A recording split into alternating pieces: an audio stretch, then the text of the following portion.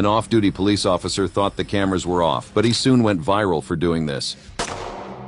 Officer Daryl Jewett, a dedicated member of the Kentucky Police Force, had always been known for his commitment to serving and protecting the community. But one fateful evening, his life took an unexpected turn. After a delightful dinner date with his wife at their favorite restaurant, Officer Jewett's evening quickly spiraled into chaos. As they walked hand in hand towards their car, a moment of carelessness would change their lives forever. After enjoying their meal, Officer Daryl Jewett and his wife made their way toward the elevator in a parking garage in Cincinnati. It was a routine action, one they had done countless times before. Unbeknownst to Officer Daryl Jewett, the cameras in the elevator were still rolling, capturing every moment of what was about to unfold. As the doors closed and the elevator began its ascent, Officer Daryl Jewett reached for his weapon. His intention was simple: to secure his firearm safely as he prepared to leave for the night. But in a twist of fate, tragedy struck in the blink of an eye. As Officer Daryl Jewett touched his belt area, a sudden jolt caused him to lose his grip. In a split second, the firearm discharged, the sound of the gunshot echoing through the confined space. Panic and shock washed over Officer Daryl Jewett's face as he realized the gravity of the situation. The bullet ricocheted off the elevator wall, its path altered by the tight quarters, and tragically, it found its mark, striking Officer Daryl Jewett in the stomach. The pain was excruciating, and Officer Daryl Jewett's world turned upside down in an instant. But what he didn't know was that the surveillance cameras were capturing his every move. The footage would later go viral and be witnessed by the whole world. Police officers out of the hospital and recovering this morning